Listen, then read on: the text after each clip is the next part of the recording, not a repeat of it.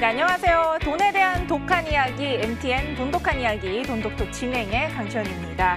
자, 투자도 저축도 열심히 하는데 막상 모아둔 돈은 얼마 안 되는 것 같으시죠? 자, 이럴 때는 무작정 투자만 하기보다는 좀 더 효율적으로 방향성 있는 투자를 고민해볼 시점이 아닌가 하는 생각이 듭니다. 자, 이런 고민 갖고 계신 분들을 위해서 저희 24시간 무료 상담 열어놓고 있는 거 아시죠? 전화번호 02-2077-6252번으로 전화 주셔도 되고요. 문자 단문은 013-3366-8289번, 장문은 건당 100원의 이용료가 부과되는 샵 0988번으로 저희 언제든지 열려 있으니까요. 문의 주시면 저희가 친절하게 상담 도와드리도록 하겠습니다. 자, 본격적으로 정옥의 돈에 대한 이야기, 돈독한 토크, 돈독톡 시작해 보도록 하겠습니다.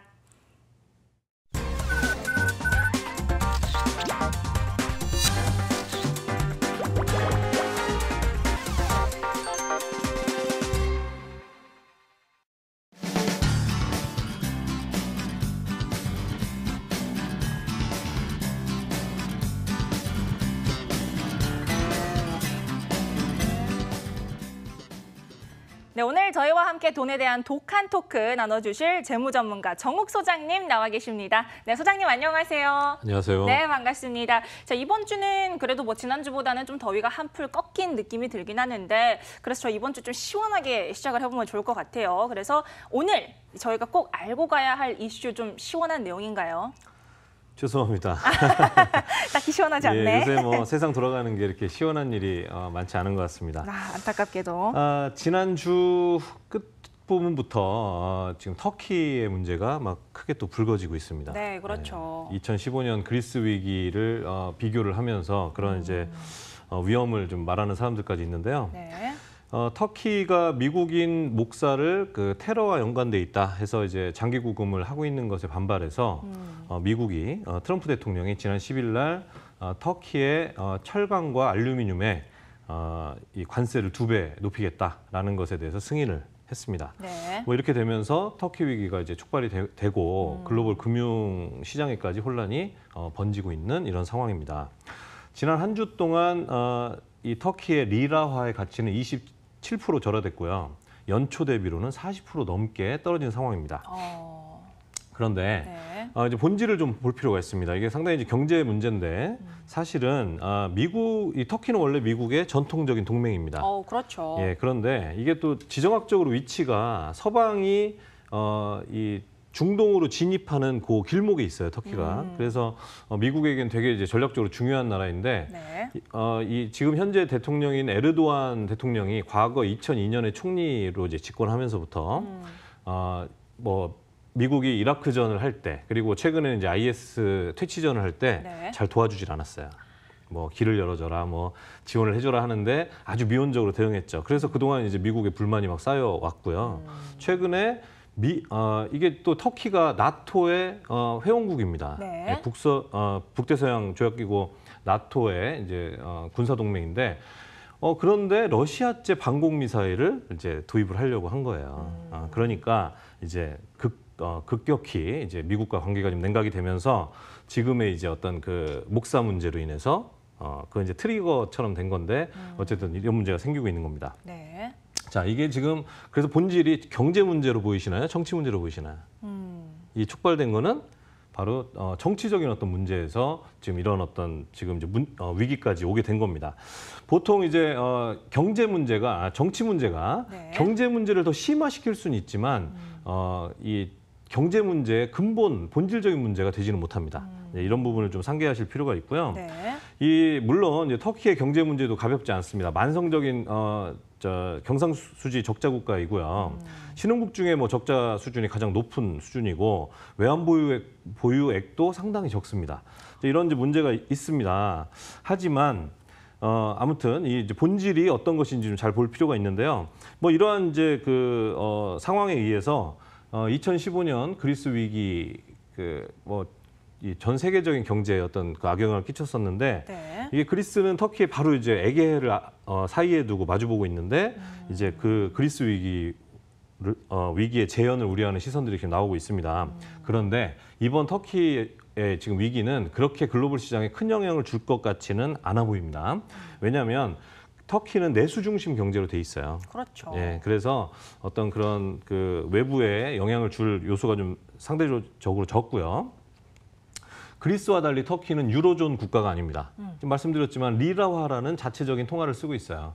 그렇기 때문에 터키가 안 좋아진다고 해서 뭐 유로존이 붕괴가 된다 이런 식으로 불안이 확산될 우려가 좀 적고요. 네. 유럽 금융기관들도 많이 건강해져 있죠. 과거에 비해서. 그리고 설사 유럽 금융기관들이 타격을 입는다 하더라도 유럽 중앙은행의 어떤 그 대응할 수 있는 수단들도 충분하다. 좀 이런 좀 평가들이 있습니다. 네.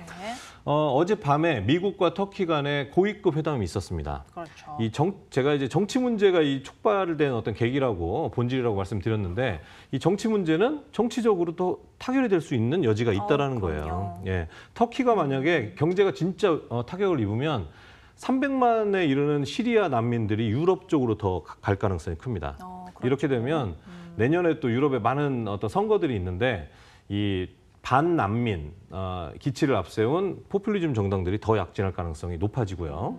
그리고 미국도 역시 어쨌든 러시아가 뭐 수년 전에 이제 크림반도까지 합병하면서 남하를 하고 있는 상황인데 터키가 자꾸 친러시아 어떤 이런 행보를 하고 있는 거예요.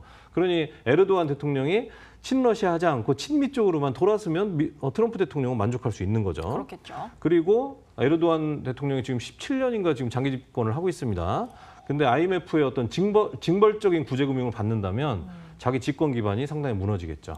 뭐 이런 어떤 정치적인 어떤 입장들이 있기 때문에 충분히 타결 가능성은 좀 보이고 이런 어떤 타협에 의해서 시혜적인 어떤 지원을 터키가 받을 가능성이 저는 높다고 좀 보고요. 네. 이럴 경우에 이제 위기는 제한되겠죠. 위기 속에서 기회를 찾는 담대함 그리고 지혜를 우리 시청자님들이 가져가실 수 있으면 좋겠습니다. 네, 이렇게 터키 위기가 뭔가 글로벌 경제에 좀 미칠 수 있는 영향에 대한 얘기를 오늘 좀 해봤습니다. 자, 그럼 이제 본격적으로 독한 토크를 나눠봐야겠죠. 자, 그 전에 오늘의 주제는 무엇일지 화면으로 먼저 만나보고 오겠습니다.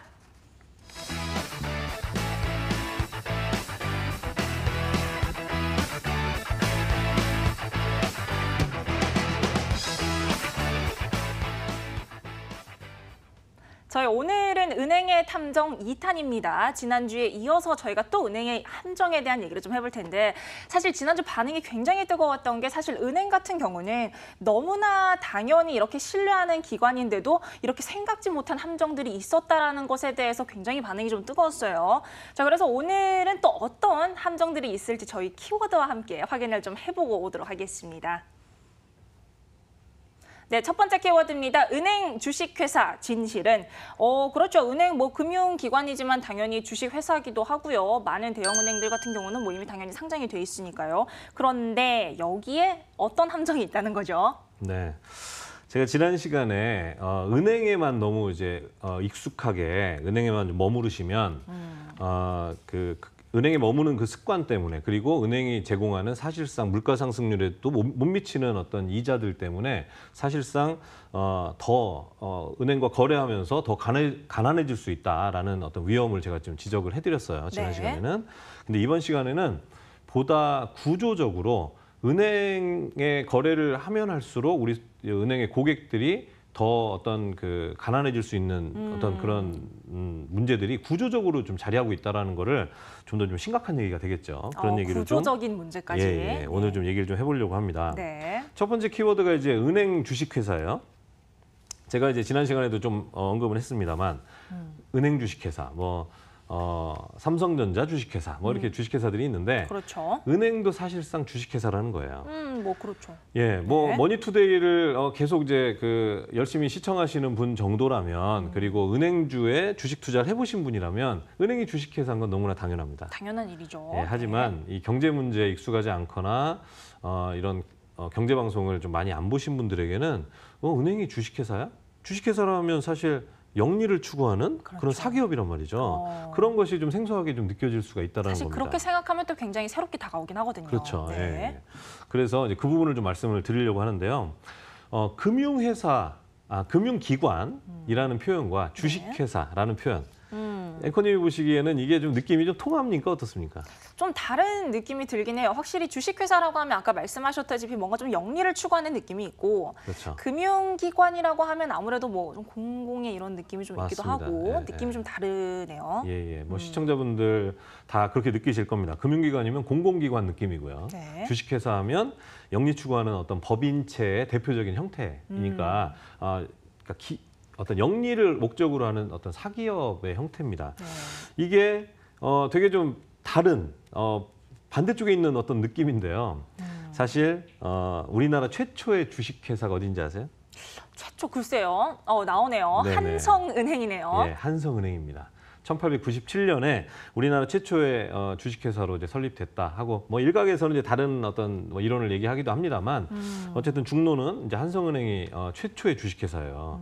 이걸 보면 그러니까 영리 추구하는 사기업의 우리 대한민국 최초 기업은 은행이었다는 거죠. 그러네요. 예, 그러니까 뿌리 깊게 네. 은행은 사기업이었다. 이제 이렇게 생각하시면 되고.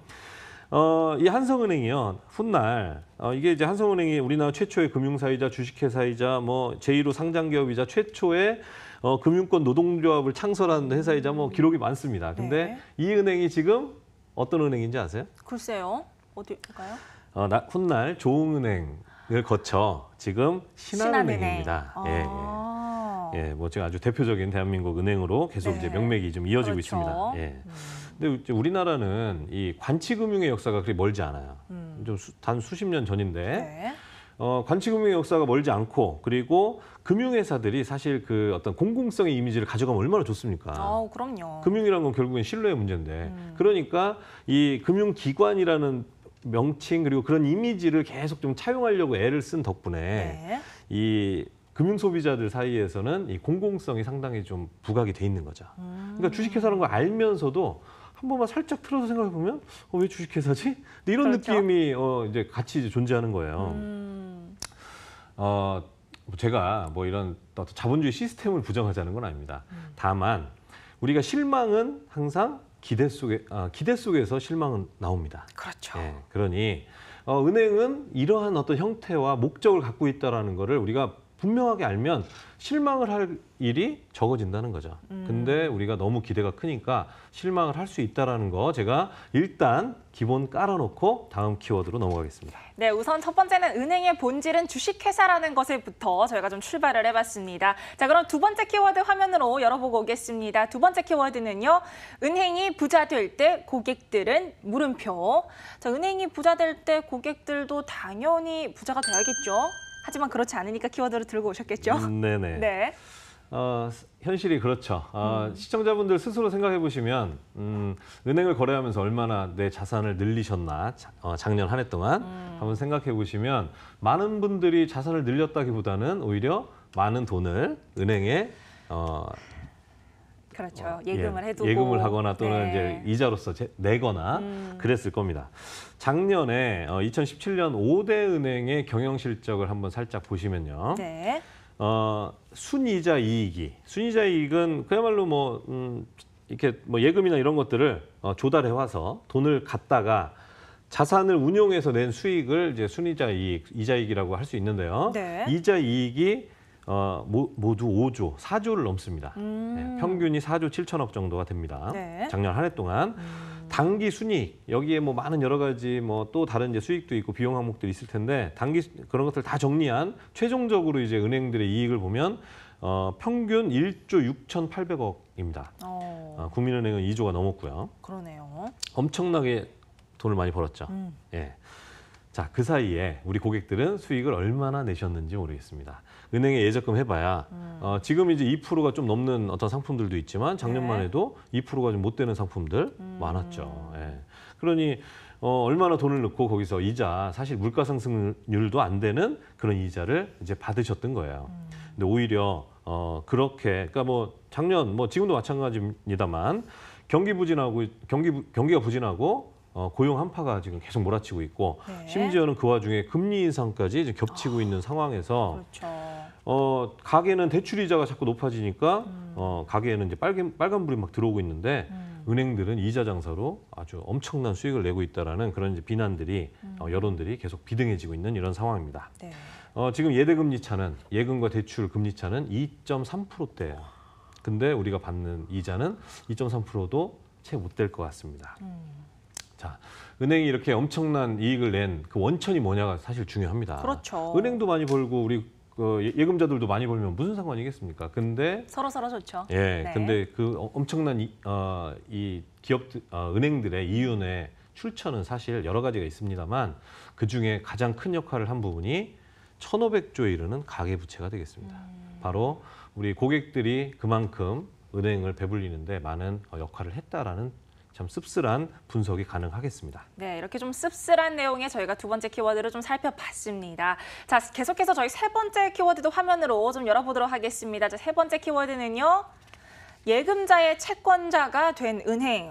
이거는 어떤 내용일까요? 전 키워드만 봐서는 좀 감이 안 잡히는데. 예. 예금자는 일반적으로 저희 같은 예. 네. 일반적으로 이제 시청자님들 저희 같은 예금을 하는 사람을 그렇죠. 얘기합니다. 네. 자, 그럼 일반적으로 근데 일반적이란 말도 너무 이제 뭐 다양함이 있으니까 우리 이렇게 얘기하죠. 교과서적으로 예금자는 은행의 채권자인 게 맞을까요? 채무자인 게 맞을까요? 채무자? 예금자. 예금자? 예금자면 내가 은행에 예금을 한 사람이죠. 내가 그렇죠. 은행에 돈을 빌려준 겁니다. 그렇죠. 그럼 채권자여야죠. 뭐 은행에 돈을 빌려줬다는 개념에서는 그럴 수도 그렇죠. 있겠네요. 네. 그래서 원래 우리 교과서에서 이렇게 배웁니다. 은행의 수익 모델이 뭡니까? 바로 예대 마진입니다. 예금과 대출의 금리 차를 바로 은행의 수익 모델이다 이렇게 얘기를 해요. 네. 자, 그러니까 예금은 우리 예금자, 우리 이제 국민들이 예금을 여기다 예금 뭐 적금 이런 예금을 해서 은행에 돈을 빌려주는 거고 그 돈을 가지고 은행은 기업이나 이런 사업을 하려는 데 투자를 해서 더 많은 이자를 받고 투자를 해서 그 예금자들에게 적절한 이자를 주고 그 마진을 은행이 가져가는 거예요. 그러니 네. 교과서적으로 얘기하면 예금자는 은행의 채권자이고요. 그러네요. 이 기업들은 이 돈을 빌린 기업들은 네. 은행의 채무자가 되는 게 자연스럽습니다. 교과서적으로는. 네. 예. 네. 근데 이제 뭐 전문가인 앵커님도 아까 잠깐 이제 혼돈이 오실 정도로 지금 예금자 실제로 예금을 갖고 있지만 네. 예금을 갖고 있는 우리 예금자라고 부를 수는 있으나 우리 대부분의 예금자들은 은행의 사실은 채권자가 아니라 채무자의 어떤 포지션이 훨씬 강하죠. 예, 예금한 돈보다 사실은 대출하고 있는 빌린 돈이 돈이. 훨씬 많습니다. 네. 예, 그러니 채무자로 돼 있는 거예요. 자, 원래 고성장 경제에서는 이 화면에서 보이시듯이 국민들이 예금한 돈으로 기업들이 개인들이 예금한 돈으로 기업들이 빌려서 공장을 짓고 사업을 해서 네. 경제가 막 돌아가야 됩니다. 물건을 찍어내면 또 우리 또 소비자인 우리 이제 개인들이 네. 또 사주고 그러면서 경제가 막 돌아가야 되는데 저성장 경제에서는 어떻게 됩니까? 기업들이 공장을 안 짓는 거죠. 오히려 지어놨던 공장들이 가동률이 떨어지고 그러니 은행들이 빌려줄 때가 마땅치 않은 거예요. 네. 그러니까 은행들이 예금자에게 낮은 이자를 주고 예금을 받은 걸 가지고 지금 뭐 어떻게 하고 있냐. 주택담보대출 등의 가계대출을 사업을 엄청나게 확장을 하고 있는 거죠. 그래서 이 개인들이 예금자의 위치에도 있지만 네. 이쪽 그 어떤 대출자, 대출을 받고 있는 채무자의 위치도 있는데 네. 사실 채무자의 어떤 비중이 그 역할이 훨씬 네. 더 크다라고 말할 수 있는 겁니다. 그래서 은행이 원래 기업에게 대출하고 그래서 어떤 사업이 막 돌아가게 하고 해서 국가 경제에 이바지해야 되는데 개인들에게 이자 장사해서 네. 지금 오히려 그렇게 이제 그 대출을 많이 받은 개인들은 소비가 위축이 되겠죠. 이자 갚아야 그렇죠. 되니까. 네. 그러면서 내수 경제가 더 위축되는 그런 상황을 결과적으로는 그런 상황에 기여하면서 은행들이 앞서 보신 엄청난 이익을 내고 있다. 이런 비판을 사실 온전히 피하기는 어려운 네. 그런 상황이라는 겁니다. 알겠습니다. 자, 이렇게 저희가 계속해서 좀 씁쓸한 현실에 대해서 짚어보고 있는데요. 은행의 예금자가 채권자보다 채무자가 더 많은 안타까운 현실에 대해서 저희가 잠깐 좀 짚어봤습니다. 자, 그럼 계속해서 저희 네 번째 키워드도 열어보도록 하겠습니다. 자, 네 번째 키워드는요. 왜 예금이자만 안 오를까? 너무 안타깝습니다. 왜 예금이자 안 오를까요? 자, 은행이 사실 상대적으로 굉장히 돈을 좀 안전하게 보관할 수 있다는 개념이 있는데 예금이자는 참 안 올라요. 네네. 가장 모두가 궁금해하는 부분이 아닐까요? 예금이자하고 비슷한 현상을 보이는 게 있습니다. 뭘까요? 휘발유값. 휘발유값. 네. 원유값이 떨어지면 네. 휘발유값도 막 떨어져야 되는데 희한하게 잘 안 떨어지는 것 같은 느낌이에요. 잘 안 떨어지는 것 같아요. 그런데 원유값이 다시 상승을 하면 휘발유값은 왠지 상당히 가파르게 오르는 것 같은 그런 느낌적인 느낌을 느낌. 저만 받는 건 아닐 겁니다. 기분 탓인가요? 예. 네. 그래서 사실 이제 그런 현상이 있고 이게 뭐 은행도 말씀드렸지만 영리 추구하는 기업입니다. 기업이다 보니 자신들의 어떤 영리를 그 수익을 이윤을 더 올리기 위해서 어떤 장치들을 당연하게 갖고 있겠죠. 뭐 그렇겠죠. 예, 뭐 그게 이제 그 자체가 나쁘다라고 볼 수는 없고요. 제가 지금 여기서 이제 가상금리에 대해서 좀 말씀을 드리려고 하는 거예요. 은행의 이제 대출금리는 기준금리에 가산금리라는 게 더해져서 매겨집니다. 기준금리라는 건 뭐 한국은행의 기준금리라고 볼 수도 있지만 네. 그 유사하게 은행이 자금을 조달해 오는데 내야 되는 비용이라고 보시면 돼요. 그래서 좀 싸게 좀 조달을 해와서 여기에 여러 가지 가산 비용이 가해집니다. 가산 비용에는 지금 화면에 꽉 채워질 정도로 너무 많은 요소들이 있는데요. 뭐 그러네요. 인건비나 이렇게 어떤 기업이니까 네. 이 기업이 운영되는 데 들어가는 여러 가지 사업비들도 당연히 들어갈 것이고요. 대출해 줬는데 못 받게 될 어떤 그 리스크에 대한 프리미엄 뭐 이런 것들도 있을 뭐 신용에 대한 프리미엄도 있을 거고 네. 여러 가지 자금을 그냥 쌓아두고 있을 때 기회 비용 이런 것들도 다 비용으로 이제 환산이 돼서 가상금리에 다 영향을 주고요. 여러 가지 이런 가상금리들이 있습니다. 물론 이제 마이너스 요소인 가상금리도 물론 있습니다만 상당히 많은 가상금리 항목들을 가지고 이 기준금리에 플러스를 합니다. 그러니 은행이 조금만 맘만 먹으면 얼마든지 가상금리를 높임으로 인해서 기준금리 상승보다 더 높은, 더 네. 가파른 대출이자 상승을 만들 수가 있다는 거죠.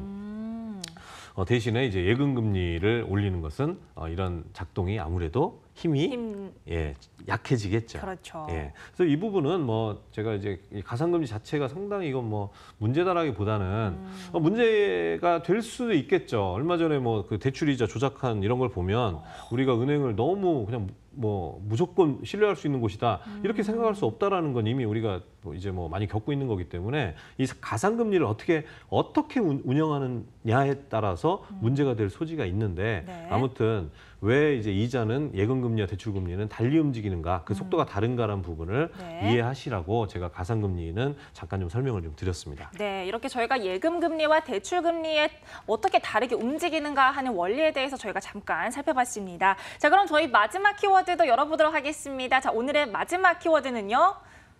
제로섬 금융의 위기. 어떤 이유에서 이런 키워드가 나왔을까요? 네, 제로섬. 제로섬 금융 들어보셨나요?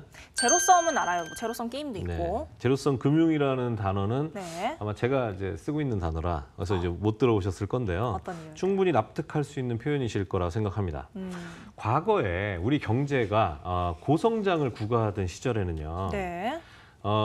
은행에 가면 저 어렸을 때 은행에 가서 이제 어머니 따라서 은행에 가면 은행 이자가 뭐 10%가 넘고 이랬던 기억이 있습니다. 예, 앵커님은 기억이 없으실 수도 있지만 저는 뭐 기억이 있습니다. 네. 그 당시에는 그런 거죠. 은행이 그렇게 그러니까 예금자에게 10% 이상 이자를 준다는 얘기는 은행이 기업에게 공장 지으라고 이 대출을 해줄 때는 그보다 더 높은 이자를 받는다는 얘기죠. 네. 그러니까 10% 예금 이자보다 더 높은 이자를 주면서도 기업들이 막 돈을 빌려서 공장을 지었단 말이에요. 그렇게 해서 막 물건 찍어내도 물건이 딸릴 정도고 수익이 그 이자보다 더 높으니까 15% 20%씩 이자를 대구라도 은행에서 돈을 이제 대출을 했던 거죠. 네. 그러니까 예금자들은 앉아서 뭐 10% 그 이상의 이자를 받을 수 있었던 시절이 있었습니다. 모든 금융의 수익 모델은 기본적으로 수수료입니다. 뭐 은행은 수수료 얘기하면 뭐 CD기의 수수료 이렇게 말씀하시지만 네. 사실은 예대마진 자체가 일종의 수수료인 거예요. 그렇죠. 예, 고객의 돈을 가지고 운용을 해서 나온 수익 중에 고객을 다 주는 게 아니고 일부는 안 주잖아요. 은행이 이제 예대마진으로 이제 수익을 챙기는 거기 때문에 네. 이게 수수료라고 볼 수 있습니다. 그래서 은행, 뭐 보험사, 증권사 다 수수료가 이 수익원인데 과거의 고성장 경제에서는 그 수익원들이 그러니까 결국엔 수수료는 뭡니까? 우리 고객의 주머니에서 나오는 거죠. 그렇죠. 예, 고객이 어딘가에 뭐 금융회사에 돈을 냈을 때 그중에 일부는 수수료로 이 금융회사에 수익이 되는 건데, 자, 예전에는 이렇게 금융회사에서 고객의 주머니에서 일부를 수수료를 챙겼어도 고성장 경제에서는 그러니까 그 수수료만큼 고객의 주머니에서는 구멍이 난 거죠. 하지만 고성장 경제에서는 경제가 이거를 다 채워줬죠. 그렇죠. 채워주고도 10%까지. 뭐 10%는 안 되더라도 충분히 의미 있는 어떤 이자를, 물가 상승률을 한참 상회하는 이자를 줬단 말이에요. 지금에선 사실 상상할 수 없는 숫자네요. 그렇죠. 10%. 예, 예. 네. 뭐 5%, 6%도 마찬가지죠. 예. 그렇죠. 그런데 지금 이제 저성장 경제로 접어들었습니다. 우리나라도. 그러다 보니 저금리가 아니라 사실상 인플레이션 고려하면 실질 마이너스 금리예요. 마이너스 금리인 이 상황에서는 네. 금융회사는 계속 영리축을 하기 위해서, 은행을 비롯해서 영리축하기 위해서 수수료를 떼옵니다. 그렇겠죠. 그러면 고객의 주머니에서 약간의 그 수수료가 비어 있어요. 그럼 이걸 채워야 되잖아요. 그렇죠. 누가 채워주죠? 우리가 채우는 거지 뭐. 예. 금융회사가 이걸 채워줘야 되는데, 네. 은행 지금 계속 얘기하고 있지만 1%대, 2%대, 뭐 2% 살짝 남짓, 뭐 이런 어떤 인플레이션도 안 되는 어떤 이자 가지고 이 수수료 떼간 게 사실상 잘 안 채워지는 거예요. 그렇죠. 그러니까 제가 전 시간에 얘기했듯이 은행에서 주는 이자 가지고는 자꾸 오히려 자산 가치가 줄어든다, 이런 말씀을 드렸던 거죠. 이거는 뭐 증권사, 뭐 보험사 마찬가지입니다. 그래서 이 화면에 보시면 제로섬이라는 뜻이 어떤 시스템이나 사회 전체 이익이 일정해요. 네. 전체 이익이 늘어나면 좋은 거죠. 근데 일정하기 때문에 한쪽이 득을 보면 한쪽은 반드시 손해를 보는 것을 제로섬이라고 합니다. 이 반대로는 이제 포지티브 썸이라는 표현을 씁니다. 네. 모두가 이익이 나는 거예요. 과거의 고성장 경제가 이 경제 성장으로 인해서 모두가 이익이었다면 지금은 제로섬, 오히려 어떤 면에서는 네거티브 썸이 될 수도 있다는 거죠. 그러니 네. 우리가 이 시청자님들, 우리 금융 소비자들 입장에서는 금융회사에 내는 수수료만큼을 내가 회복할 수 있다, 실질적으로. 라는 어떤 판단이 들지 않으신다면 그 금융회사에 돈을 맡기는 건 상당히 신중하실 필요가 있겠습니다. 그래서 드리고 싶은 얘기는 오늘 이제 은행에 대한 얘기를 하고 있는 건데, 은행에 대한 맹신, 그리고 어떤 그 관성적으로 은행이면 다 그냥 무조건 괜찮아라는 마치 공공기관처럼 여기는 이런 어떤 태도를 가지고는 오히려 우리 시청자들의 미래가 더 가난해질 위험이 있다라는 말씀을 강조해서 드리고 싶습니다. 네, 이렇게 오늘 돈독한 토큰의 은행의 함정 2탄에 대해서 저희가 좀 얘기를 나눠봤는데요. 우리에게 너무나 가깝고 친숙한 은행의 생리에 대해서 오늘 좀 공부를 해보면서 저희가 생각지 못한 부분도 있다라는 점 다시 한번 좀 생각을 해보셨으면 좋겠습니다. 자, 지금까지 돈독한 토크였고요. 저희는 내돈 사용 설명서로 돌아오도록 하겠습니다.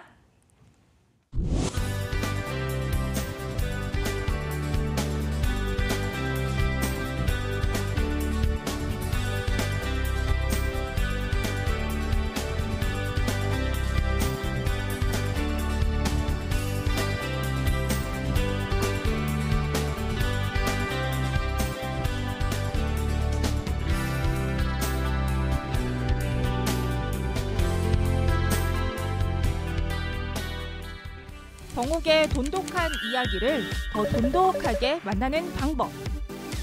스텝 1. 모바일을 통한 참여 방법. 유튜브, 페이스북, MTN 머니투데이 모바일 앱에 머니투데이 방송을 검색해주세요. 언제 어디서나 모바일을 통해 만날 수 있습니다. 스텝 2. 문자를 통한 참여 방법. 샵 0988번으로 여러분의 궁금증을 보내주세요. 문자 한 통으로 간편하게 고민 해결. 스텝 3. 전화를 통한 참여 방법. 1대1로 자세하게 무료 상담 받고 싶다면 02-2077-6252번으로 지금 바로 상담 받으세요. 당신의 돈을 안전하게 지켜드립니다. 지금 바로 전화 주세요.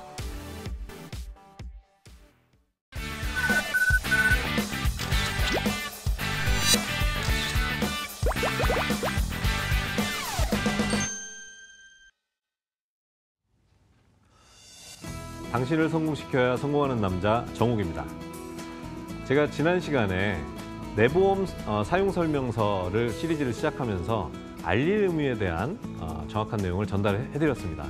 그 방송 말미에 남편의 보험을 아내가 대신 서명했을 때 보험사가 어떤 이중적 태도를 보이는지에 대한 말씀을 드렸어요. 근데 시간이 좀 부족해서 좀 간략하게 말씀을 드렸는데 그 부분이 또 되게 좀 충격적이었던 내용이었던 모양입니다. 그래서 많은 분들이 좀 문의를 해주셔서 그 부분을 조금 더 자세히 풀어드리고 오늘 얘기로 넘어가 보려고 합니다.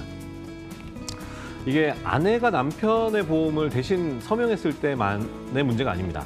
타인이 피보험자인 본인이 직접 서명하지 않고 타인, 그게 뭐 가족이 됐던 아니면 뭐 설계사가 됐던 내가 아닌 누군가 다른 사람이 서명했을 경우에 이 보험은 심각한 문제를 갖게 됩니다. 그런데 그 문제가 생기는 어떤 양상이 상당히 다릅니다. 제가 이제 보험사 이중적 태도라고 말씀드렸는데요. 만약에 고객이 정당하게 본인 자필 서명을 하지 않고 체결된 보험이 보험사 입장에서는 이걸 취소하거나 해지하는 게 유리할 경우에는요, 보험사는 어떻게든 이 보험이 자필 서명을 안 했기 때문에 무효다라는 거를 입증을 해서 이 보험을 해지를 시키거나 취소를 시킵니다. 어떤 경우겠어요?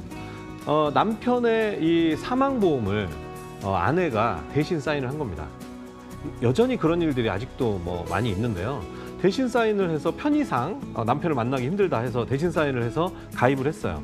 그런데 남편이 사망을 하는 경우에 보험사는 수천만 원에서 수억 원의 사망보험금을 지급을 해야 됩니다. 그러면 보험사는요, 어떻게 하냐면 요 남편의 자필 서명이 물론 항상 그런 건 아니지만 그런 일이 빈번하게 발생을 하는데요. 남편의 가입할 때 자필 서명이 실제로 남편이 생전에 뭐 신용카드 영수증이나 이런 데 사인한 것들을 찾아내서 그거랑 비교해서 남편의 사인이 아니라는 걸 입증을 합니다. 이렇게 해서 이건 애초에 자필 서명이 안 된 거기 때문에 계약이 애초에 성립할 수 없는 거다. 그래서 이거는 그냥 계약을 취소시키고 그동안 납입한 돈 정도 그냥 돌려주고 보험금 지급을 회피를 하는 방식, 어떤 태도를 취합니다. 이건 뭐 어쩌다 한번 발생하는 일이 아니고요. 만약에 이런 식으로 그 서명을 잘못하셨다면 충분히 겪을 수 있는 일이다, 이렇게 생각을 하셔야 됩니다. 그래서 그런 식으로 자필 서명을 하지 않고 가입한 보험에 대해서는 지금이라도 대책을 이거를 문제가 안 되도록 나중에 그냥 손해만 보고 끝나지 않도록 이제 손을 좀 대실 필요가 있고요. 만약에 보험사 입장에서 이 계약을 유지하는 게 유리할 경우가 있어요. 여기 타인이 서명했다고 했는데 제가 처음에 이 전국의 돈독한 이야기 방송 초기에 종신보험의 거짓말 시리즈를 말씀드리면서 종신보험을 왜 회사에서 브리핑이라는 방식으로 한 10분, 20분 저축인 것처럼 이렇게 짧게 설명하고 그냥 신청서 받아서 마치 그냥 계약이 돼버리는 이런 경우 제가 말씀드린 적이 있어요. 그런 식으로 나는 사인도 안 했는데, 정당한 청약서에 사인도 안 했는데 계약이 돼버리는 겁니다. 이럴 경우에 고객이 그게 잘못됐다는 걸 알고 잘못된 상품이니까 해지를 하고 싶어 해요. 이럴 경우에는 보험사가 어떻게 얘기하냐면 자필 서명을 본인이 안 하고 설계사가 했으니까 당연히 이것도 앞의 사례처럼 원천 무효가 됨에도 불구하고 이때는 보험사 태도가 달라집니다. 자필 서명을 안 했는지 모르겠지만 왜 계속 그동안 보험료를 냈느냐, 6개월 동안, 1년 동안. 그리고 계약하고 나서 모니터링 전화를 했을 때 자필 서명했다고 말하지 않았느냐, 고객은 뭐라고 하는지도 모르고 예 했을 뿐인데, 이런 것들로 인해서 사후에 승인이 된 거다, 계약을. 그래서 이게 성립한 거다. 그래서 계약은 유효하기 때문에 해지를 하게 되면 고객이 손해보겠죠. 해지를 하거나 아니면 유지를 하게끔 그렇게 종용을 합니다. 자, 이런 이중적 태도, 원천적으로 자필 서명을 안 했기 때문에 벌어진 건데요. 아무튼 내 의지든 아니든 간에 자필 서명은 반드시 하셔야 되고, 그렇지 않아서 지금 문제가 될 소지에 이 두 가지 케이스에 걸릴 계약들이 있다면 지금 꼭 살펴보시고 지금 바로 문제를 해결할 수 있는 방법을 찾아주시고, 만약에 방법을 잘 모르겠다면 상담 신청을 전화하셔서 문의를 해주시면 되겠습니다. 자, 그럼 이제 오늘 할 얘기들로 한번 넘어가 보도록 하겠습니다. 지난 시간에 그 알릴 의무편 첫 번째 시간을 가졌고요. 이제 오늘 이제 알릴 의무의 두 번째 시간을 갖겠는데요.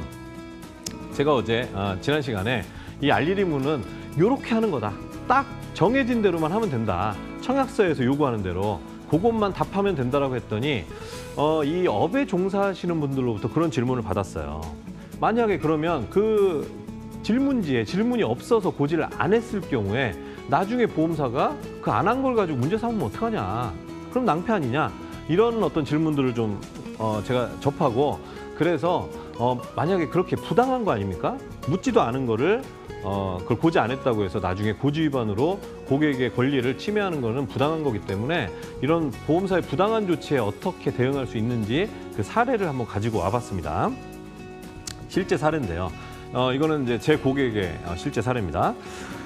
보험 가입하기 한 달 전에 국민건강보험의 종합검진을 받으셨어요. 그리고 위험약을 처방받으셨습니다. 그런데 이 한 달 뒤에 이제 보험 가입할 때 이걸 생각을 못 하신 거예요. 까먹은 거죠. 이 위험약 처방받았다는 걸 검진 받은 거는 얘기를 했으나 위험약은 이제 까먹었는데 이제 그래서 고지를 하지 않았죠. 그렇게 가입을 했어요. 그런데 가입 후 2년 정도 지나서 이분이 위암 진단을 받습니다. 이때 보험사는 어떻게 대응했을까요? 보험사는 이 계약을 해지를 했습니다. 바로 알릴 의무 위반이다라는 거예요. 위험약 처방을 받았는데 가입 한 달 전이니까 시기상으로는 고지를 해야 될 것 같은 시기예요. 그리고 위험약 처방 받았으면 한 달 전이니까 당연히 고지할 사항이 맞습니다. 근데 고지를 안 한 거예요. 그런데 이게 과연 정당한 것이냐, 이걸 따라야 되느냐를 생각해 본다면요. 결과부터 말씀드리면 이 고객은 이 해지를 보험사가 일방적으로 해지한 이 보험을 다시 부활시켰습니다. 그대로 다시 제자리로 돌려놓고 보험금까지 다 받으셨어요. 왜 그랬냐면 이 상법 제651조 고지에 대한 고지 그 내용을 보시면 고의 또는 중대한 과실로 인하여 고지를 부실하게 하거나 안 했을 경우에 해지할 수 있다고 했습니다. 자, 지금 이 사례처럼 한 달 전에 건강검진을 받고 아마도 수면 어떤 약을 드셨겠죠. 수면 내시경을 받고 정신이 좀 혼미한 상태에서 당신이 배가 아파서도 아니고 그냥 의사가 이 위험약 드셔라 해서 가지고 와서 아마도 안 드시고 그냥 버리신 것 같아요. 그러니 기억을 못 하셨던 것 같은데 그렇게 해서 고지 위반을 했습니다. 이걸 가지고 여기 지금 나와 있는 대로 고의라고 할 수 있을까요? 중대한 과실이라고 할 수 있을까요? 그렇게 보이지 않습니다. 그래서 이 위험약 드신 거를 까먹고 고지를 안 한 이 사례의 경우에서는 고의라고 볼 수도 없고 중대한 사실이 아니었기 때문에 고지 위반에 의한 해지를 할 수 있는 요건에 해당하지 않는다라는 것이 인정이 돼서 이 계약을 다 살렸습니다. 다시 살렸는데 그럼 그 다음에 보험금을 그럼 어떻게 받느냐? 자, 얼핏 생각하시면 위험약을 고지를 안 했단 말이에요. 근데 해지는 못 시킬지언정 이렇게 고지 의무를 위반한 어떤 그 사건, 그 사항에 대해서는요. 보험을 유지하고 있는 동안 원칙적으로는 계속해서 보장을 못 받게 될 수 있습니다. 자, 이 상법의 제655조를 보면 이런 내용이 나와 있어요. 이 고지 위반을 한 사실이 보험사고 발생에 영향을 미치지 아니하였음이 증명된 경우에는 보험금을 지급할 책임이 있다. 자, 위반을 했어요. 그래서 위험약 드신 걸 알리지 않았기 때문에 앞으로 위험에 걸렸을 때는 이 보험 가지고 아무런 보상도 못 받는 게 맞습니다. 위반한 게 맞아요. 그런데 지금 이분은 위험약 먹은 걸 고지하지 않았지만 2년 뒤에 위암에 걸렸어요. 얼핏 생각하면 위험약과 위암은 아주 깊은 인과관계가 있는 것처럼 보이지만 사실상 우리 국민 대부분이 갖고 있는 위험, 이 위험이 위암의 직접적인 어떤 원인이다라는 의학적 근거는 없습니다. 그렇기 때문에 이 655조에서 말한 것처럼 이 고지 의무한 위반한 사실이 이 보험사고 위암의 발생에 영향을 미치지 않았음이 증명된 것이죠. 그래서 보험금까지 다 받을 수 있었습니다. 그래서 제가 그 종사자들한테 하는 얘기는 뭐냐면요. 보험사가 고지 의무에 해당하지 않는 걸 고지하지 않았다고 이렇게 부당하게 고객의 권리를 침해한다면 이것을 제대로 다투어서 받아내야 된다는 얘기고요. 네, 그 다음에 이제 또 하나 이제 문제가 있습니다. 이제 고지 의무와 관련돼서 문제가 있는데 뭐냐면 과다 고지하는 경우예요. 지금 아까 그 종사자들이 저에게 질문한 것처럼 고지하지 않을 것을 굳이 고지를 하는 겁니다. 이런 걸 이제 과다 고지라고 표현할 수 있겠는데요. 이 상법에 고지할 사항은 중요한 사항이라고 표현이 분명히 돼 있습니다. 그리고 이 651조 2항에 보시면 이 중요한 사항이란 것은 서면으로 질문한 사항이다라고 딱 규정을 하고 있어요. 이 서면으로 규정한 것 바로 청약서의 알릴 의무 양식에서 질문한 것을 말합니다. 그러니 상법에 보시면 청약서의 알릴 의무 양식에서 물은 것, 이게 바로 중요한 사항이고 이 중요한 사항을 고지하면 된다라고 충분히 해석을 할 수 있는 겁니다. 그런데 설계사분들은 굳이 그 청약서에 있는 제가 지난 시간에도 쭉 말씀드렸습니다만 3개월 이내 뭐가 있냐, 1년 이내 추가 검사, 재검사가 있냐 이런 것들이 있는데 여기에서 묻지 않은 걸 굳이 고지를 시킵니다. 이것은 고객의 알릴 의무를 넘어서서 고객의 어떤 개인정보 또는 보장을 받을 권리를 침해하는 것이 되겠습니다. 이 설계사나 보험 판매자가 고객을 위해 존재하지 이렇게 권리를 침해하는 것은 허용된 바가 없고요.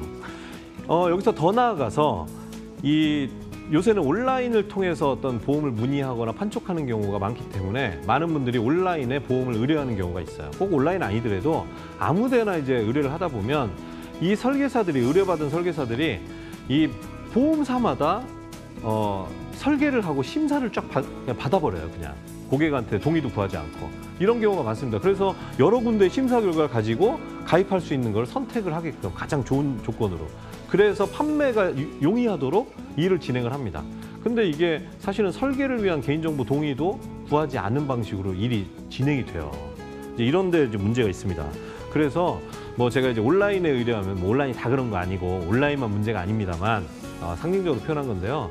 이렇게 의뢰하다 보면 우리 고객들의 이 개인정보 그리고 어떤 병력, 치료력 정보까지도 보험사들에 쫙 퍼질 수가 있습니다. 거기다 과다 고지까지 해버리면 이 불필요한 개인정보가 노출되는 거는 상당히 그 위험이 커지겠죠. 제가 지난 시간에도 말씀드렸습니다만 보험의 목적은 가입이 아닙니다. 제발 가입에 모든 에너지를 집중하는 그러한 판매 그리고 가입하는 그런 행위 그만하시고요. 보험은 바로 나중에 유사시에 보험금을 제대로 받는 것이 목적이라는 점 잊지 않으셔야 되겠습니다. 자, 지금까지 당신을 성공시켜야 성공하는 남자 정욱이었습니다.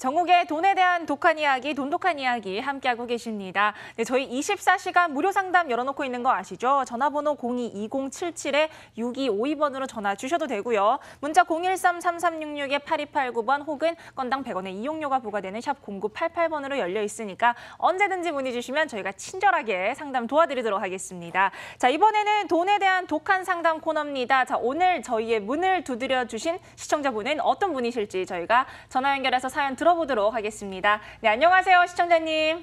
네, 안녕하세요. 네, 반갑습니다. 정욱 소장님과도 인사 나누실게요. 안녕하세요. 네, 안녕하세요. 네, 반갑습니다. 자, 오늘 어떤 고민 가지고 계신지 저희한테 좀 알려주시겠어요? 지난 방송에서 지금은 부동산 투자에 유리하지 않는 시기라고 말씀하시던데요. 네. 저희 처제가 내년에 초등학교 들어가거든요. 예, 계약 끝나서 이사할 때도 됐고 해서 이번에는 아예 집을 살 생각을 하고 있었거든요. 네. 그런데 소장님 말씀 들으면 집을 사면 안 될 것 같기도 하고 뉴스에서는 다시 집값 오른다고 하니 투자해도 될 것 같기도 하고 어떻게 하는 것이 좋을까요? 네, 사실 이 투자 타이밍이라는 게 굉장히 잡기가 힘들거든요. 자, 소장님 뭔가 좀 들으시면서 질문 있으시면 질문 좀 해주실까요? 네, 이제 처음으로 이제 학부모 되시는 거 축하드리고요. 아, 네, 감사합니다. 네. 이게 지금 이제 말씀하신 거는 이제 투자 목적이 아니라 실거주 목적의 주택을 사려 하는데 이제 고민이 되신다 이 말씀이시죠? 네, 맞아요. 예. 그러면 이 집을 좀 사시려고 계획하고 계신데 자금은 좀 대출을 좀 많이 받으셔야 되는 상황이신가요? 근데 담보 대출 제대로 받아야 하지 않을까 하고 있어요. 네네. 네, 알겠습니다. 네, 알겠습니다. 자, 저희가 솔루션 제공을 해드릴 테니까요. 전화 끊으시고 지금부터 방송으로 따라 주시면 되겠습니다. 네. 네, 감사합니다.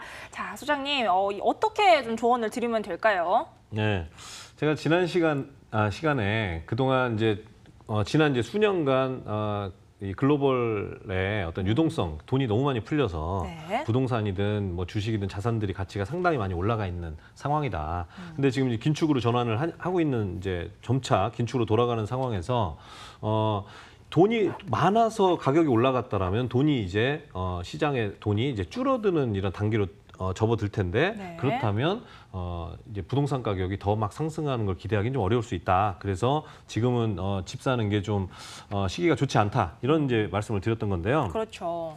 근데 지금 이제 이 시청자분은 실수요란 말이에요. 어쨌든 뭐 살 집은 있어야 되는 거 아니겠습니까? 그렇죠. 정말 거주하실 목적으로 사시는 거니까. 네네. 근데 뭐 이제 물론 사는데 꼭 소유를 해야지만 사는 건 아니지만 네.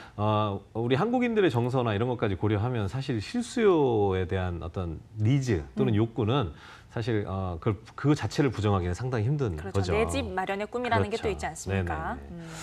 네네네. 이게 이제 어쨌든 내 집이 있어야 한다라는 어떤 그 감정적, 정서적 어떤 그 요소는 분명히 있습니다만 이 투자 판단은 합리성에 기초하죠.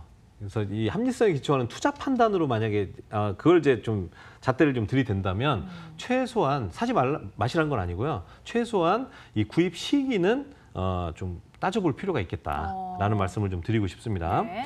지금 내년에 이제 어쨌든 그 자녀분이 학교에 이제 들어가시는데 그거에 맞춰서 사면 좋겠으나 지금 시기는 좀 좋지 않다는 말씀을 제가 기본적으로 드렸던 거고. 자, 아까 이제 이 시청자분도 말씀하셨지만 우리 대부분 뭐 그 은행 대출을 끼고 집을 sab니다. 그렇죠. 네, 현금 다 내고 살 수 있는 분들이 많지 않을 거예요. 네. 이제 그러다 보니까 지금처럼 거기다 이제 집값이 비싸진 상황에서는 대출액 자체가 커지겠죠. 당연히 커지고 뭐 이자도 그동안은 좀 낮았을지 모르겠지만 지금 이자가 슬슬 올라가고 있단 말이에요. 그렇죠. 그러면 대출금은 큰데 이자까지 점점 더 올라가면 부담은 이제 커질 겁니다. 네. 이러니 지금은 대출 받아서 집 사기에 최악의 타이밍일 수도 있다라는 거죠.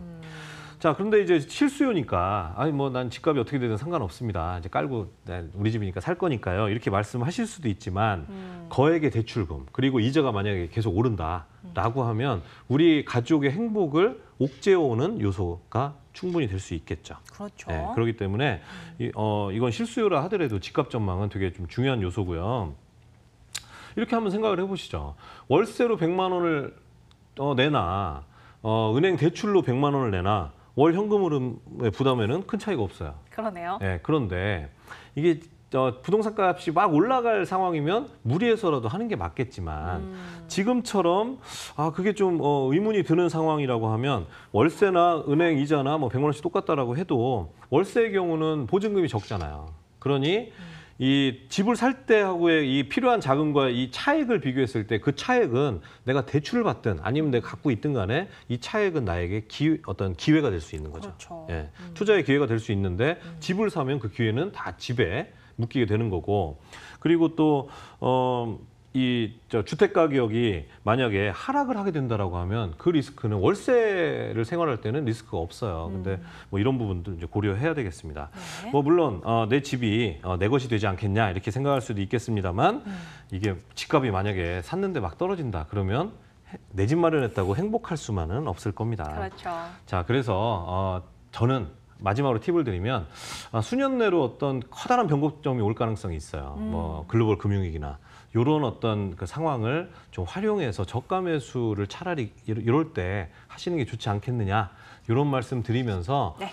쉽지 않지만 예, 그런 기회들 잘 활용하시고 지금은 좀 주의하셔라 이런 말씀 드리겠습니다. 네, 이렇게 소장님께서 알려주신 솔루션을 바탕으로 부동산 투자 타이밍 꼭 유념하셔서 내 집 마련의 꿈 이루시길 바랍니다. 네, 감사합니다. 네, 지금까지 저희 돈독한 이야기 아쉽지만 오늘 저희가 준비한 시간은 여기까지입니다. 방송 보시면서 궁금한 점 있으신 분들 많으시죠? 저희 24시간 무료 상담 열려 있습니다. 전화번호 02-2077-6252번으로 전화 주셔도 되고요. 문자 단문 013-3366-8289번 혹은 샵 0988번으로 문의 주시면 되겠습니다. 자, 그럼 저희는 다음 주 화요일 이 시간에 찾아뵙겠습니다. 시청해주신 여러분 고맙습니다.